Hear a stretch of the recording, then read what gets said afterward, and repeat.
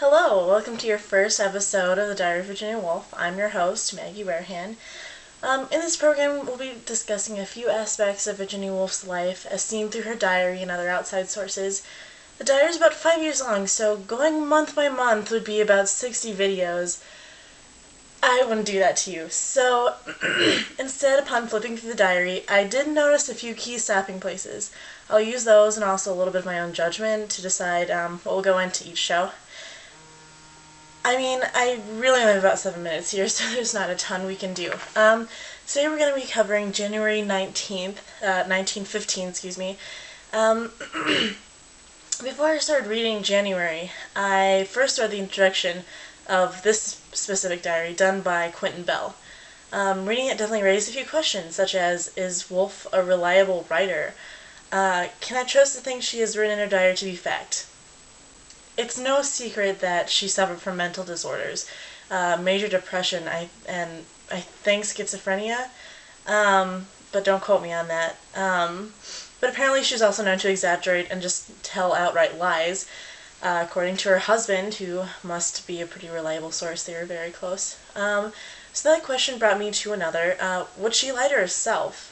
I think it's safe to say that most people, when they write a journal, it's not necessarily to be writing for other people, like as in, I'm going to publish my journal, but to kind of write for themselves, to chronologically put their lives in order, and maybe be able to kind of look back and say, oh yeah, I remember that day, and oh, I kind of forgot about that little specific fact, that's interesting, or just to have the habit of writing something every day could also be something, could also be a factor.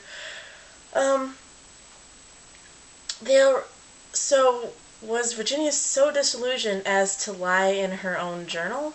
I think perhaps not. Maybe exaggerate and maybe contradict. According to Bell, she contradicted her opinions of people based on their current behavior towards her. Well, okay, that's extremely human to do. You know, if my best friend annoys me one day, I might write in my journal, oh, Sarah annoyed me today. But that is not my opinion of her all the time. I generally think that Sarah is an unannoying person. But that was my current opinion of her, and so that's what I wrote. So the answer to the question is VW a reliable source, or at least as reliable as any journal writer could be? This reader is going to say yes. So, just a quick summary of what's been happening in the life of VW in January 1915.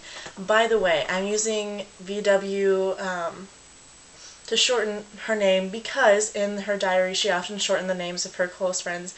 Instead of writing out Leonard, she put just L. A few of the ones that aren't coming to mind right now. So just kind of keeping along with the Virginia Woolf legacy, I guess. I'm going to be shortening her name every once in a while. VW equals Virginia Woolf, if you didn't catch that. She's looking to buy another home. Her and her husband get in a fight. There's a fire in her kitchen, and she writes a lot. One thing I found interesting was she called typewriting, and I just assumed that she means writing, typing out scenes from a book. I just assumed that. I could be completely wrong. She calls it a mundane task. To me, it's not very mundane, but I suppose when it's your job, you could see it differently. Well, that's all for this edition of Virginia Woolf's Diary. Stay tuned for the next episode. Thank you.